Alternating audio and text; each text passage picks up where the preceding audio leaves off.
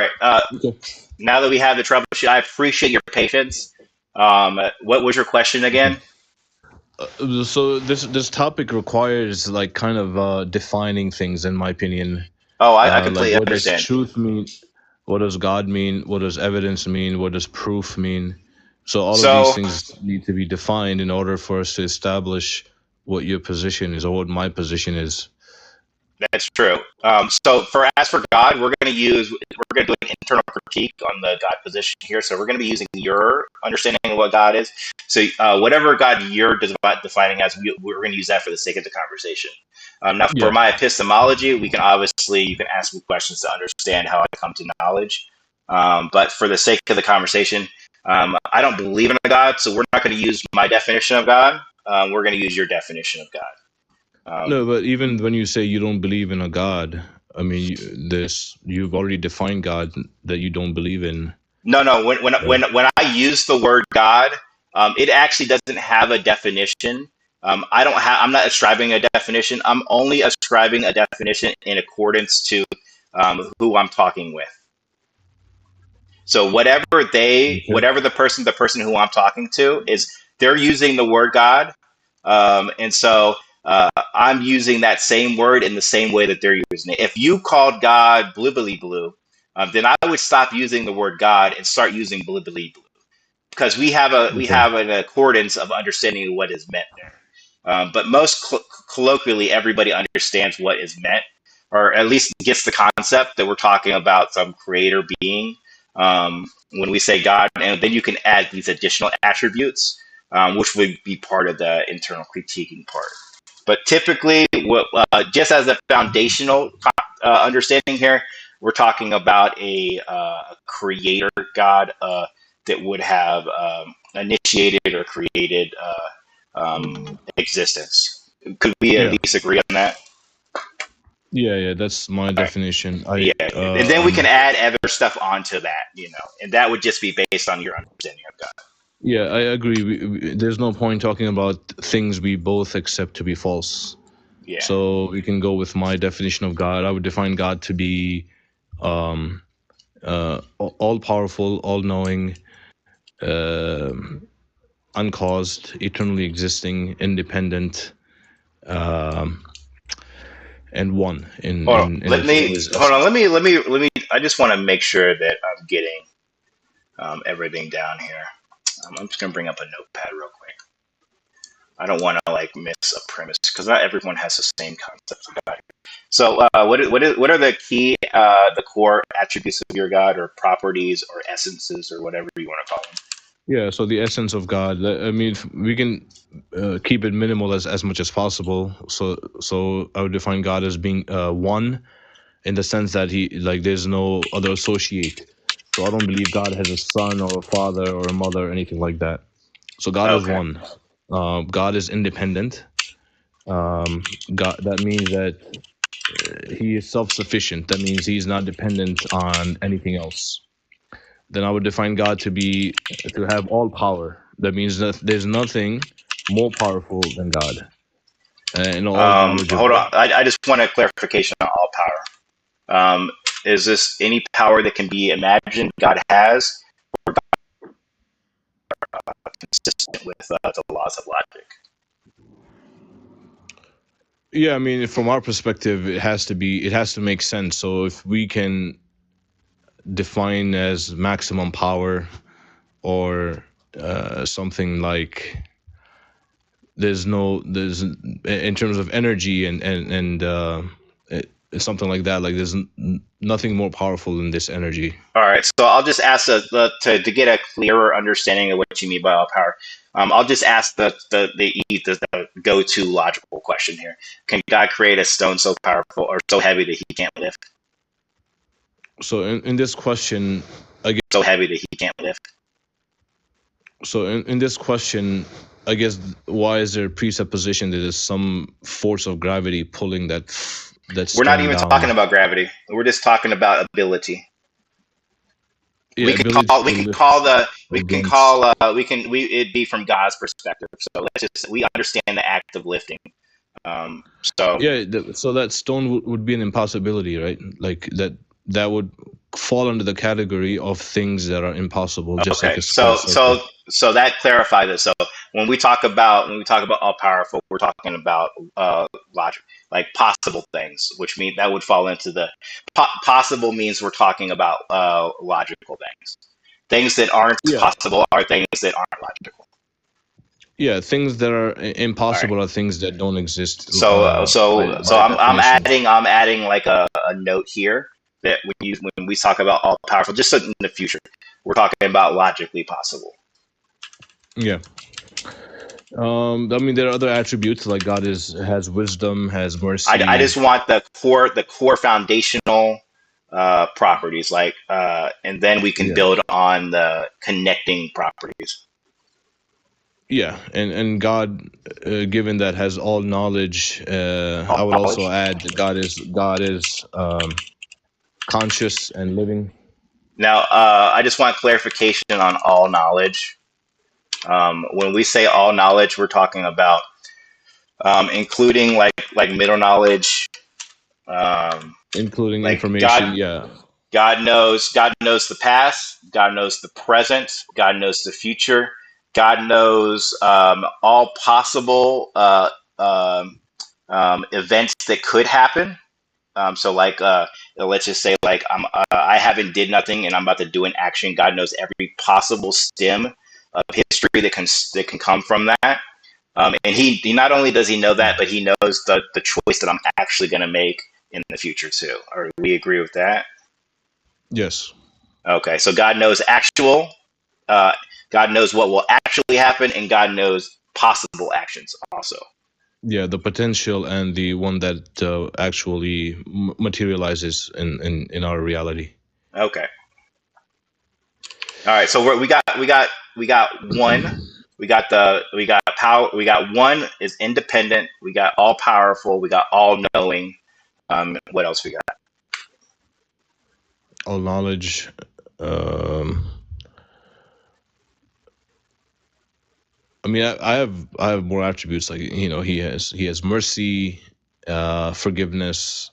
All these attributes are there, but in Is order to this establish, what we call these like categories of product, like an extension of like all benevolence, like love,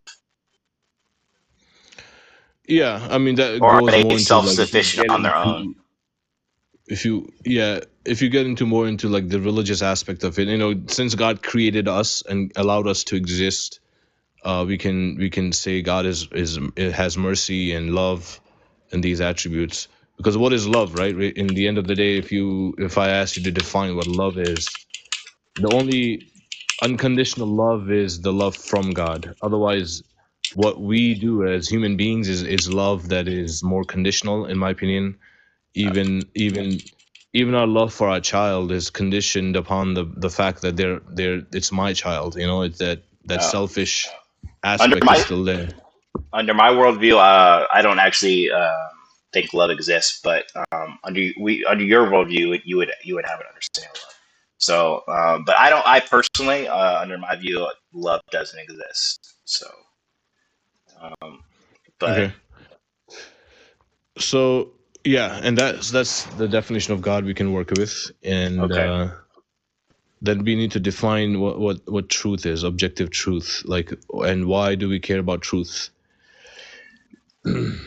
Um, Why? So if so, I ask you that question, why do you care about the truth? but well, there's several reasons I care about the truth. So, truth is a element that improves survivability.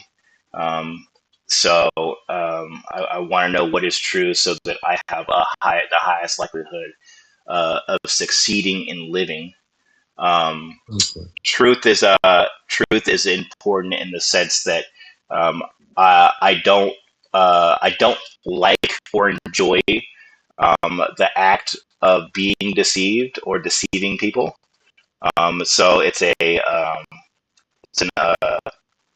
preference in that sense. Outside of that, I don't think uh, there's any reason for truth there. Is Outside that of preference based on logical reasons, or just like it's just an emotion? Like, Like The what preference would is be, I can't. It's uncontrollable. I don't. I can't control my mental states. It's a reaction to environment, time, place, and reaction to environment, time, place, and biology. So it's an uncontrollable feature that I have. would it be accurate to say that even myself, for myself, like I've presupposed that truth will benefit me and falsehood will harm me in a sense. Like ultimately, I want to know what the truth is, because ultimately I think the true things are things that are bringing me closer to things like benefit, happiness, success, whether it be material or immaterial, like emotional. And falsehoods are things that are harmful. Uh, can I just take a call real quick? Yeah, go ahead. I'll jump back on. Sorry. Yeah, yeah, go ahead. All right, I'm back. Sorry about that. Okay, it's no problem. You were All in the right. middle of talking, so I'll let you pick up where you left off. Where did we leave off? Yeah, I think I guess before, like the way I like to approach this topic of knowing what is true, I like to ask myself, like, why do I care if something is true or false? Like, why is this proposition? Uh, is this a proposition worth caring about? Um, for me to look further into it. So it's kind of a deflationary theory of truth, where the only truths that matter are the truths that have a consequence uh, for if I had a position on it, like in terms of belief and actions. So any Yeah, proposition that I hold, like, so if I believe that there's a giant uh, purple unicorn on Mars, is that a proposition? Is that a logically possible thing that can happen? Well, logically, yeah, it seems possible, right? Like what is there to, well, I think we have, why? but we have actual better real world examples. Like we could just say like Santa Claus. I like to go to Santa Claus because it's a well known story. But like Yeah, nobody's debating the truthfulness of Santa Claus because there's no relevance either way if it's true or not. Outside of will you get presents? yeah. I So mean, there's no stake in the game. the way we define Santa Claus, we define itself as a fictional character, and we are concluding it's a fictional character. So it's kind of like a moot point to make with things like Santa Claus or things we've defined Well, in not books. everybody defines Santa Claus that way. Like little children don't define Santa Claus as that. They define Santa Claus as a real person. So we can't use that as a metric here, because I would also define God as a fictional character, and there's thousands, millions of atheists who would do the same thing. And there's millions billions of other religions who would define whatever God you have as also being fictitious. So I don't think that point has like any real grounding behind it. You mean like defining it? So I mean, it depends on the Well, claim the person. you were gonna dismiss the Santa Claus analogy because the definition of Santa Claus you were gonna insinuate is a fictional character by definition. But I was just clarifying that it's not by definition the case because there are plenty of children whose their definition of Santa Claus is a very real person who does real things in the real world, and there are plenty of atheists who also would define a god as a fictitious being. And then there are also other theists who don't believe in your God who would define your God as a fictitious being. So it doesn't by including a fictitious being in the definition. I think is not. Okay. Yeah, I don't disagree that if we define Santa Claus as something that's made up of carbon atoms, and is an actual physical thing that exists in some remote part in the universe. Is that logically possible? It is, but is that a claim I ought to care about? Yeah, I don't know. I don't yeah, I don't think think so. it is. But I think the claim of God is the claim that we ought to care about. So it is worth pursuing a truth claim on at least the question of God, which is why there's so much conversation. Um, but what's the Yeah, further especially point that that you're trying to get at? Um, so when it comes to, again, truth claims about God, in my opinion, out of all the so-called, like, let's say, religions in the world, I would say there's only a handful that fit in this category of how they define God, and also if there's an actual real world consequence for your actions or beliefs. I would say even I would really nail it down to either Christianity or Islam being a proposition, a truth proposition that we ought to care about if it was true. So, and both cannot be true at the same time I don't know if because I they're would restrict it logically. to just them two religions. I would say it is because Judaism, you'd have to include Judaism. Judaism also has a Messiah that just hasn't came, and they have expectations of afterlife. So I think any religion that has an expectation of afterlife and a set of requirements to receive a specific type of afterlife is going to need to be taken into consideration as a truth statement. And there are plenty of religions, most of the modern religions, anything within the last 4,000 years, is going to have some type of claim on the afterlife. So we can't just Yeah. say the two religions that you talked about, Christianity and Islam, um, because um, even like people who believe in, let's just say, like older Egyptian religions, they believed in like Anubis, and they have a story of what happens. Your deeds get weighed on a scale against a feather, and it conditions how your afterlife is. So, um, and that has real consequences if you're gonna live a certain type of life, you know. Yeah. So I don't think you can make that I claim don't think any against. of the religion have a concept of eternal punishment or eternal paradise. Like besides Maybe not Islam and eternal punishment or eternal paradise, but that's the extremes. I don't think that the extremes are the rule guiding elements. I think that people could have a religion that has a certain type of afterlife, and they could have a preference towards that, developing a particular type of afterlife, even if it isn't extreme pleasure or extreme pain. There's a huge gradient in between, and you could have a preference on what gradient you want.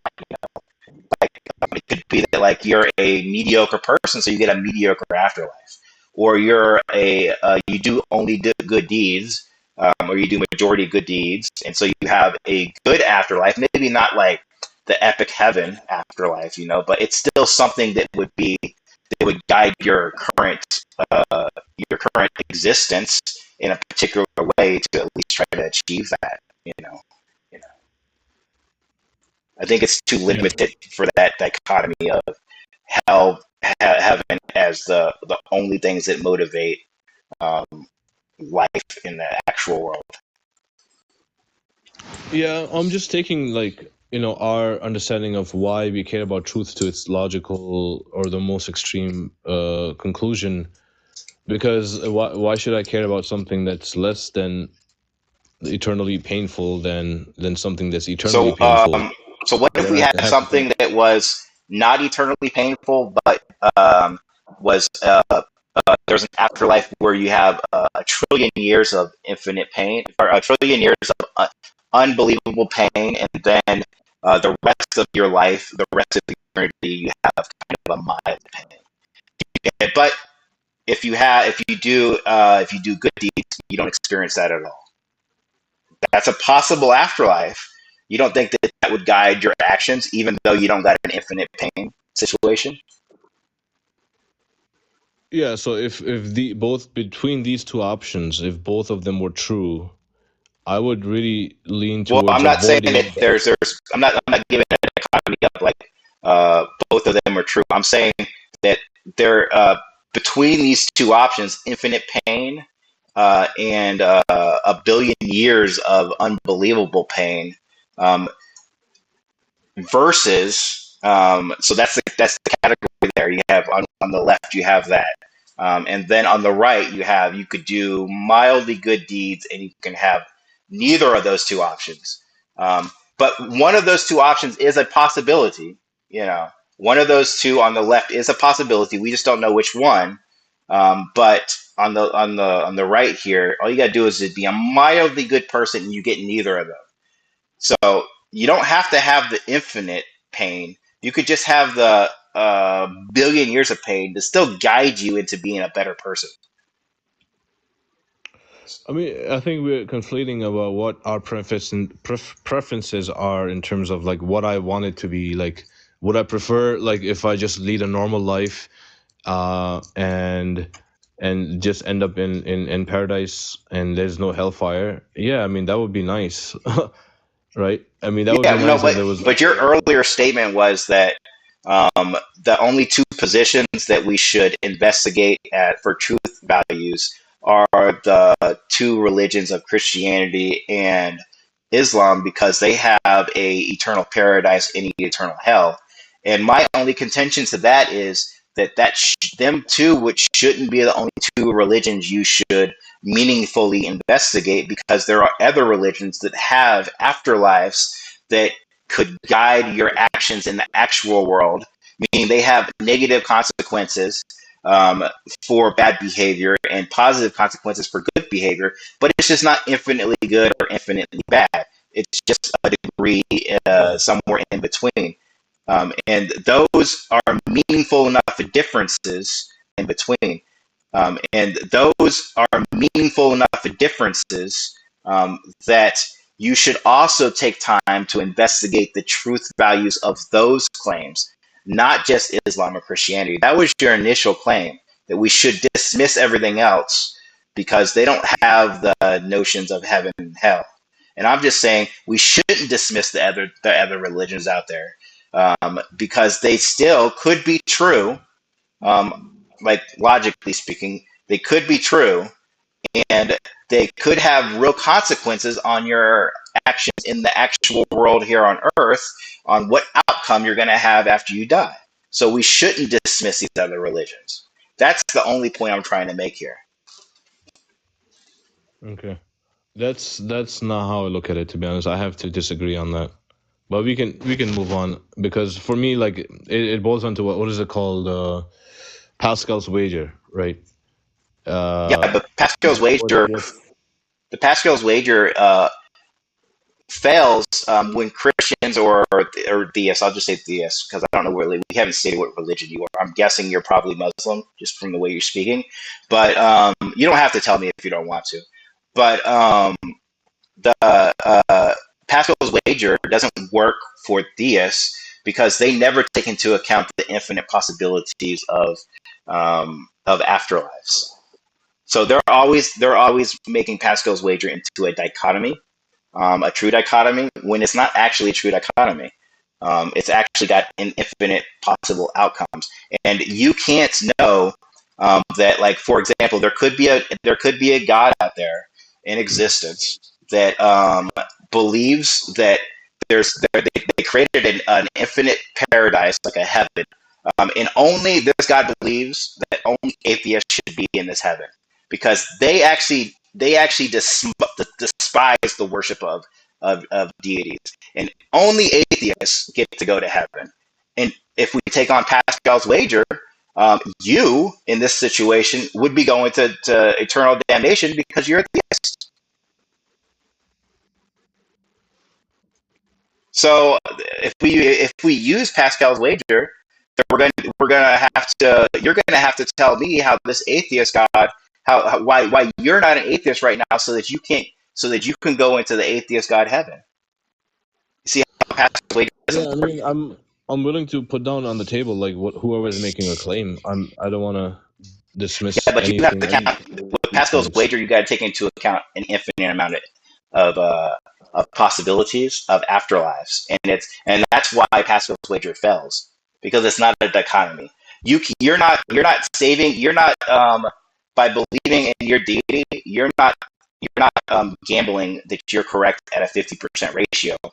You're gambling you're correct one versus an infinite amount of possibilities, and the odds of you being correct is zero. Yeah, I'm not understanding this infinite possibility So scenario. we can so so I say infinite possibility because we can derive a God that has motives to send people to heaven under any under any motivation, correct? So we can have a Under God any, that says that only people who eat a chocolate cake go to heaven. That's a possible God. We can have a possible God that says only people who play Xbox go to heaven. We can have a okay, possible God that says that only people who have a black dog who walk it on Tuesdays and goes down Martin Luther King Boulevard when they walk, only those people get to go to heaven. It's an infinite amount of possibilities of God outcomes, afterlife outcomes. That's why we say it's infinite. We can create these scenarios in which God has to go to eternal paradise and everyone else goes to damnation. You can create an infinite amount of these. That's why I'm saying that there's an infinite Pascal laser yeah, fails, but because it's comparing to we still have infinite to. amount of afterlives. We can do a comparative analysis if that's the case, and do a kind of process of elimination of what actually sounds logical. So in Islam and Christianity, if you do good deeds and if you respect each other and fight for justice and stuff like that, you are rewarded for these things, right? I mean, there's no Right. And I can infinite create a God. possibilities. It's a And, finite possibilities of how you're ending up in a place where right. you'll And prefer I can being there. create a God. And I can create a God that has all the properties of your God, with the one exception that only people who play Xbox and do all good deeds, all these good deeds, and pray and worship them, get to go to heaven. That's no more illogical than your God. There's where's the logic at? What's the counter? Well, Anything that you would use to say that this particular God that I just invented is illogical, I would apply the same standard to your God. in terms of utility, like you're just adding one more law to it. So if the law was Yeah, that if you play Xbox, you will go to paradise. right. And Um, or I could take one more law away from your God, and there could be a God that has that. The, right, the but distinct the distinction between Christianity and Islam is a prophet. So Christianity believes that the only way you're going to heaven is through Jesus, and Islam believes that you have a certain that you have before you were created in the mortal form. You made an agreement, come to earth and fulfill whatever, test yourself, and if you pass this test, you get to go to heaven, right? If I'm remembering correctly, I'm not too well versed on it's Islam. yeah, if you submit to God, the will of God, and you Yeah, consider and you Jesus as pass this test on Earth. Earth is just a test, correct? Right? Um, then you get to right, eternal paradise, correct? right. So it's both positions have different conditions. So you Both can't cannot be just true. you can't just say that the Occam's razors, or not Occam's razor, but Pascal's um, wager. Paxos wager is between um, atheism, Christianity, or Islam, because they both have different conditionals. I can just create another religion, a very similar God. Let's just from Judaism in the same way that Islam and Christianity do, but it has different conditionals, like Christianity and Islam does. And now you Yeah, have and now you have a different God to choose from, and I can do this infinitely. yeah, but the Pascal's wager is really has to do with like I said, there's a well defined thing about heaven and hell. Like these are eternally most Yeah, painful areas. So they can't get more I'm not painful. So if changing you, the conditions on the afterlife. And if yeah, you but if listen to you, each of my examples, the conditions for heaven and hell are always been the same: infinite pleasure versus infinite pain. The only difference is what you need to get into heaven. yeah, you're not just by not walking your dog, for instance, you're not Yeah. adding So I'm not more. changing what heaven or hell is. I'm just changing the qualifications to get into heaven. Because that's what Pascal's wager is about. It's about what gets you Right. into heaven. And so all I have to do is change the condition about what gets into heaven, and now you have a different God. And that's why Pascal's wager fails. Yeah. Like again, I mean, you're invoking all these things that we can produce a definition of God, other definitions. Of course, we can do a many things, but we are talking about our present day claim of how many religions there are, and who's making a proper truth claim out of all these truth claims. Which one is actually true?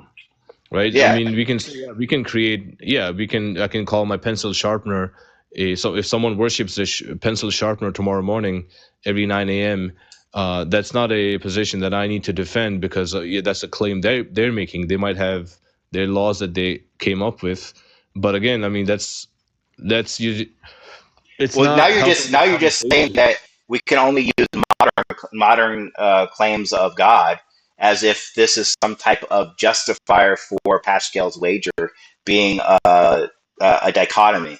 It doesn't make any more sense. At some point, all the religions, at some point, Islam was just Muhammad, right? And at some point, Christianity was just Jesus, and at some point, Judaism was just Moses. So we the time and how many people believe in this, it doesn't matter. The matter is only it only matters versus the definitions that are in play for the argument. The justification about like the time frame or how many people believe doesn't that has no relevance on the actual argument. Yeah, but that message has to be accessible for someone living in the 21st century. For instance, if Yeah, I we was have the born internet. 30 I can years send a message to millions of people right now telling them about my God that says that you have to walk the black dog on Tuesday on Martin Luther King Boulevard. And now all of a sudden, millions of people have access to this word. I'm the prophet of this God.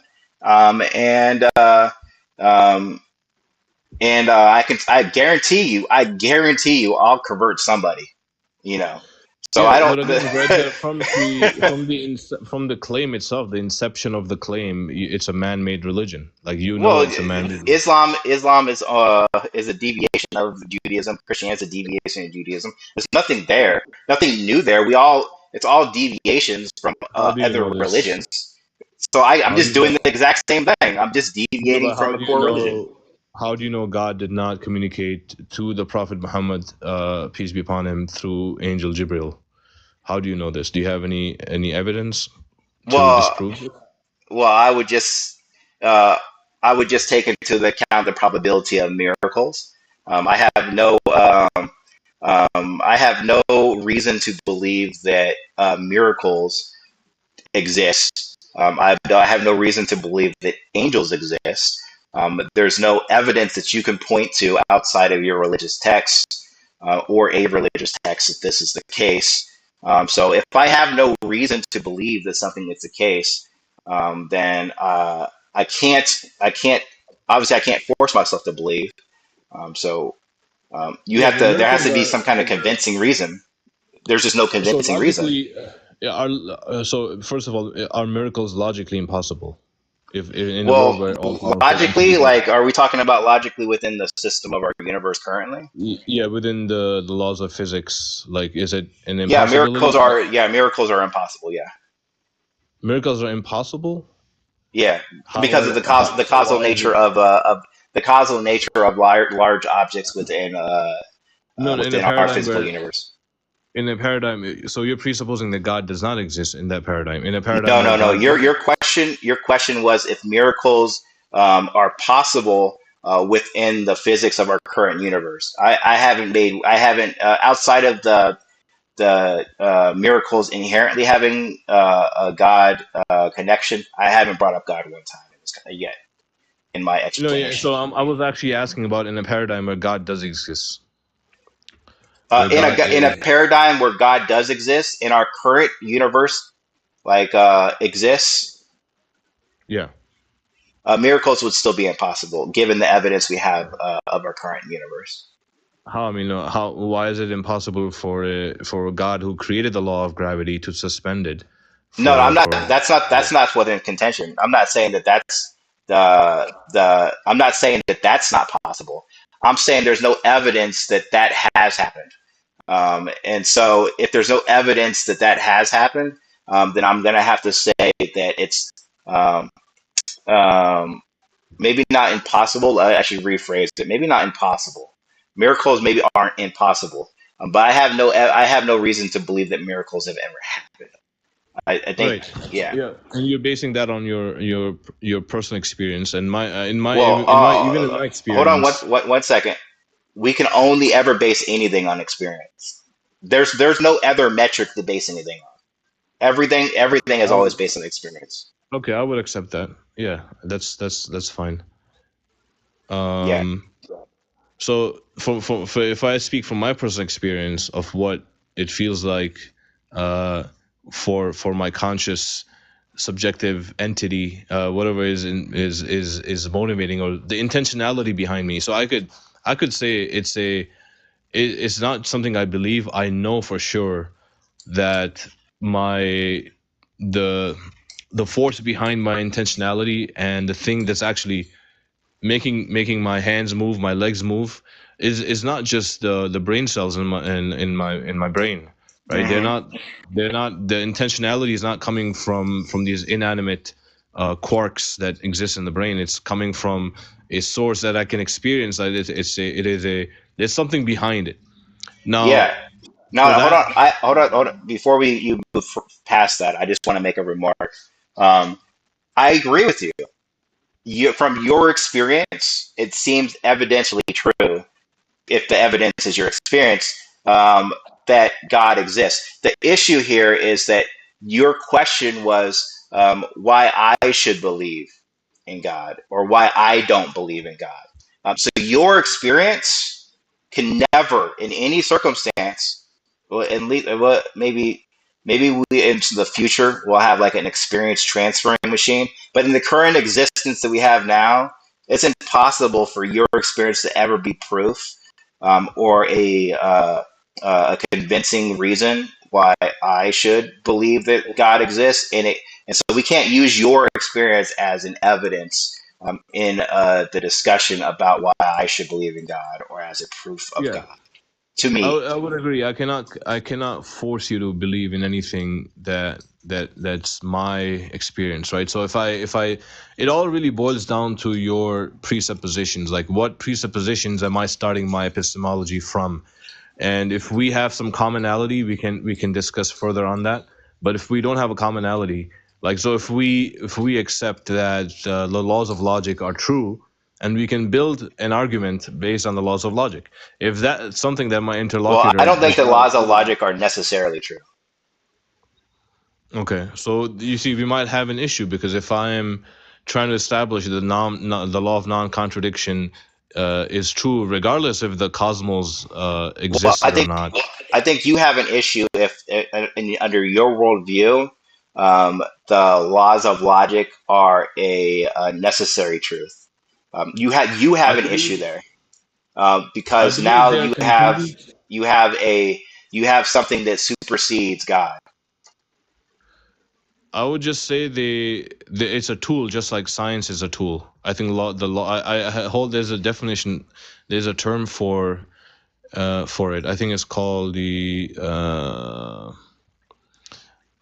And I was speaking to another friend of mine. He's an ER doctor.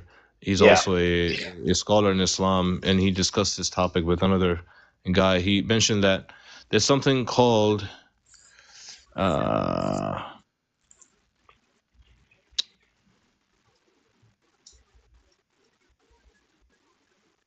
the point I'm trying to say here is that if you take the laws of logic to be an actual thing that exists, as if it's a real thing, not just like something that's in our head, not like a language, things that we made up to communicate. If you take the laws of logic as being an actual thing in reality, and this and everything must follow this actual thing in reality, then that thing now supersedes God, because now you're saying God is bound by this force or this thing in reality. Now, for me personally, I don't believe the reason why I say that it's not necessarily true is because I think that for our current iteration of the universe, like the current form that it's in right now, the laws of logic are true, but I think that you could reverse time, and the universe could be in a state in which the laws of logic don't work. Um, um, it's hard. It's hard to understand because we live in a world where this is just it's confusing, But and so we're bound by just like our experiences. So it's hard to think about it. But there's um, there's no contradiction when contradictions don't have meaning. You know what I mean?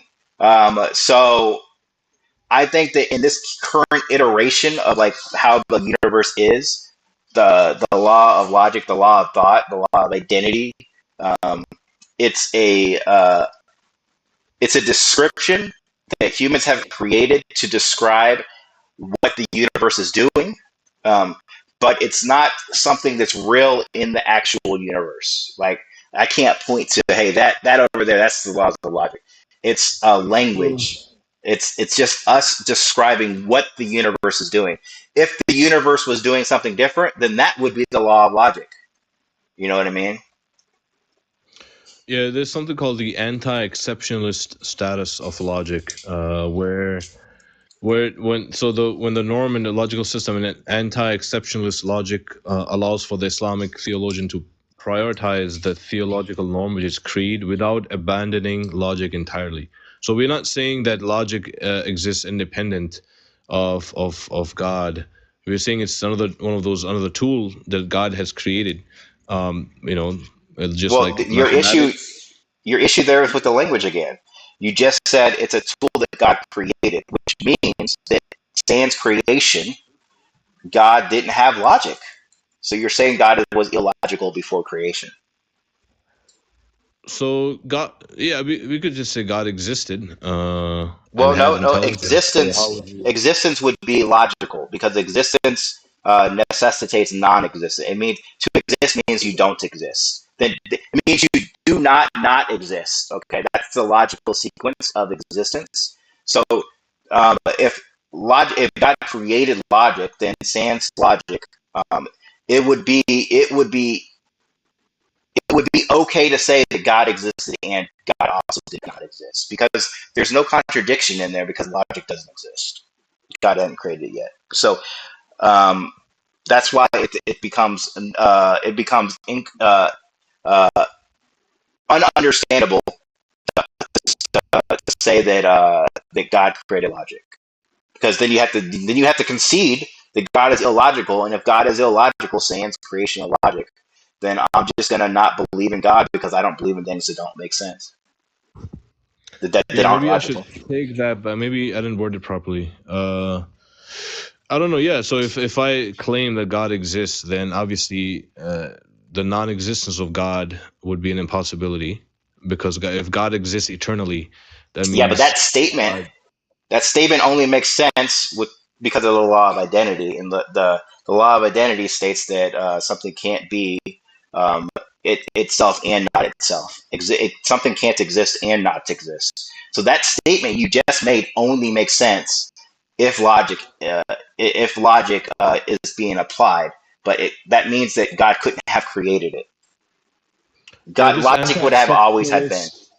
this anti-exceptionalist view of logic, it's not really it's more of a metalogical position on the status and application of logic. So it really I mean, we can't even proceed with any discussion if we don't accept, like, what we are trying to establish for ourselves is like we don't, like, it's irrelevant of, some people ask, like, okay, what's in the mind of God, like, okay, that's the question I'm agnostic about, like, just like that I'm agnostic about what logic is or where did it come from, right? Can I be Yeah, agnostic about that and still have a discussion on this? yeah. Can You I can be can we still agnostic hold? about positions that you can't know, or that you don't have reason to believe any direction. Um, that's perfectly okay. It's just you can't make propositions that have implications based from that previous agnostic position. So you can't say that God created logic, and then say God existed sans logic, because then you're no longer being agnostic on the position. You're being concrete. Yeah. Okay. So, in order for us to know as human beings, like, what is true, so I would just apply, and I gotta actually take off in a few minutes, but the reason, the logical reasons or the evidences that I have to arrive at the conclusion that God does exist and Islam is the only true remaining religion that is intact and the only way we can attain salvation are based on four methodologies. Or the first one would be logic, second would be induction, which is science, third would be things like validitas, testimonial evidence, and the fourth is intuition.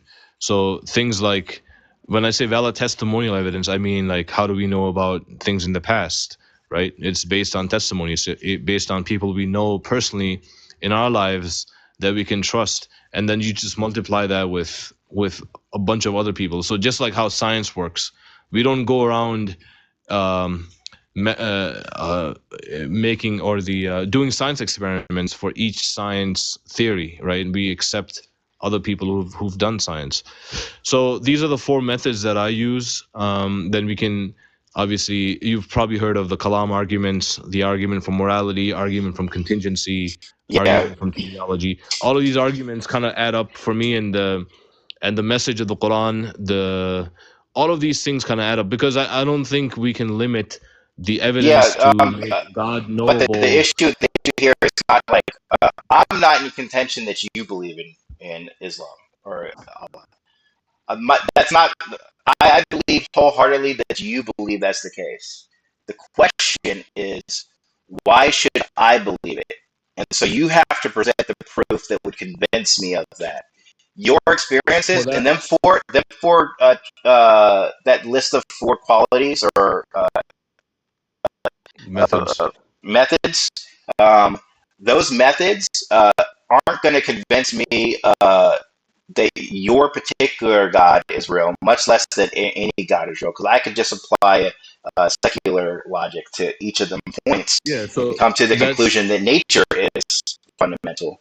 we'll have to go through like a Socratic method of reasoning. Like, I can start by asking, like, how do you know anything is true? Then we can go step by step. And if you're consistent with your own methods of knowing what is actually true, we can probably arrive at a conclusion. I'm not sure. Maybe so. Do you think it's possible for someone to reject the truth, even when they Again, come across truth? your question there, I think, has other implications, or it's loaded in a sense. Um, when I hear the statement "the truth," all I'm hearing is truth relative to a proposition.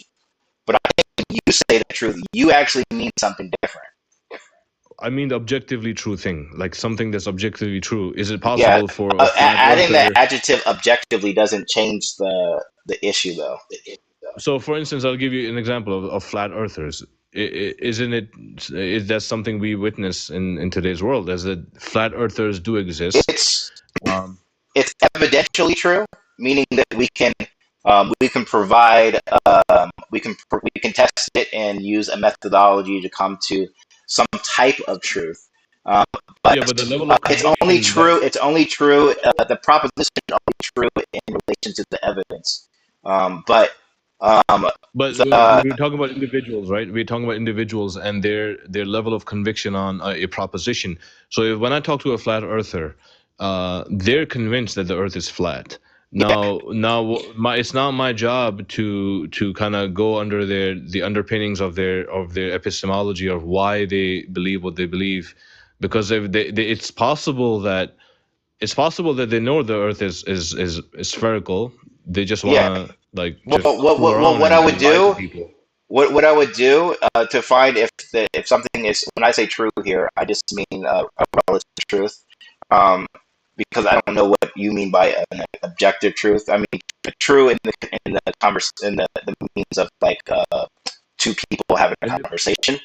So for like a flat earther, what you just start is you start with the foundational agreements. So we would make concessions about, or not concessions, but we would make so we would make concessions about, or not concessions, but we would make a grouping of things that we agree on, and this would be the foundation in which we can start to see where the deviation happens. And then once we yeah, have like an understanding, like let's just say we come to a foundational understanding of like if we can use science. So most flat earthers are going to agree that we can use some type of scientific method to verify the validity of a hypothesis, right? And so once we have this foundational method, then we can start devising tests to see who is actually true based on this foundational methodology. So um, so once we have the foundational methodology, then we can grow from we can start to test things out. But there's no foundational methodology that you're going to come to that I'm going to ever go to that's going to lead to God. You know what I mean? Because the yeah. best way that I know, the best way that the humanity has ever came to ever uh, finding a methodology that comes to what most people would agree is truth is going to be the scientific method. There are other methods out there, but none of them have led to more successful predictions than the scientific method. Yeah, but scientific method is something we do. It's not something that is, right? I mean, No, most no, science experiments. it's not something. It's a process. Yeah, it's a It's process it's a that specific has. type because there were other methods of deducing truth before science, you know. So there Now, are is other. that. It's just that the scientific method is the most accurate at getting to uh, at successful predictions. What if I provide a list of scientific knowledge or theories that were established, well established to be true for more than 20, 30 years, but then turned out to be false. Yeah, because but How will your the falsity conviction, will of your those conviction claims change?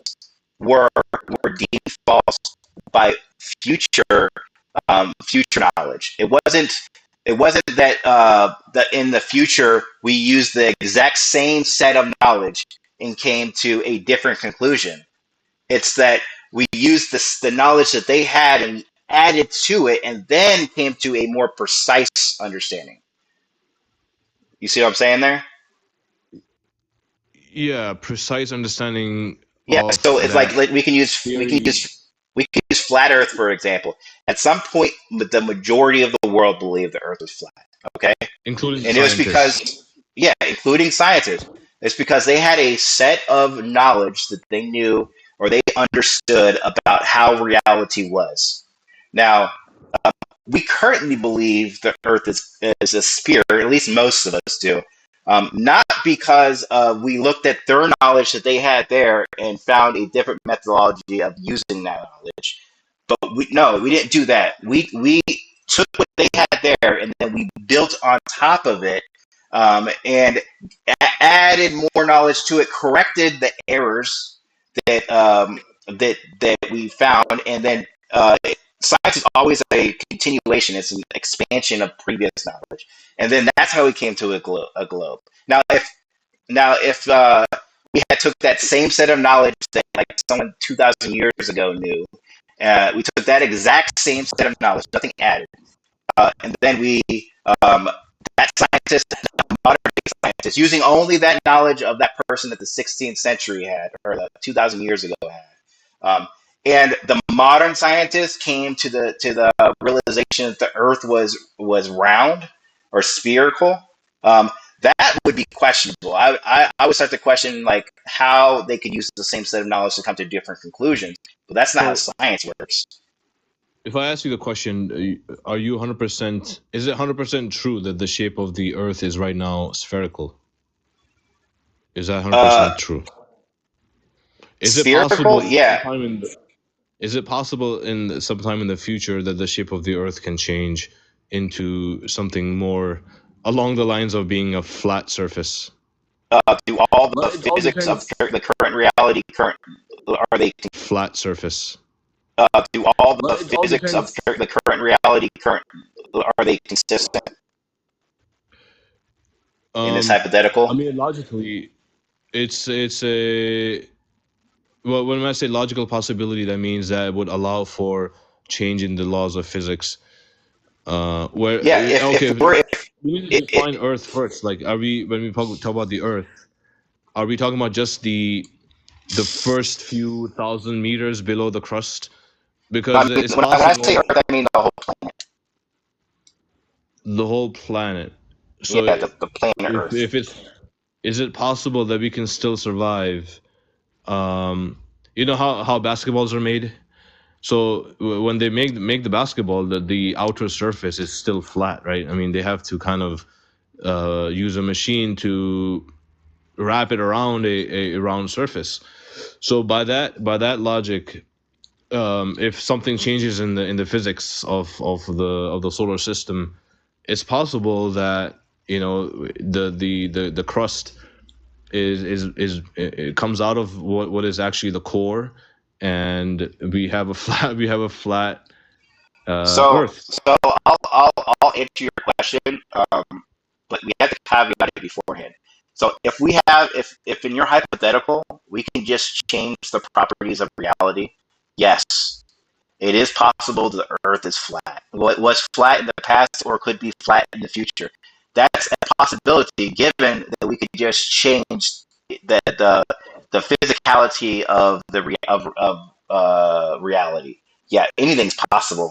You know, it's possible that that people could start doing magic in the future. That's possible if we change the physics of reality. But given the constraints of what is understood about reality, we know, or we can at least, with a certain degree of confidence, an overwhelming degree of confidence, say that in the past the Earth was round or spherical, and in the future the Earth will also be spherical as long as it remains the Earth. It doesn't get exploded by the sun.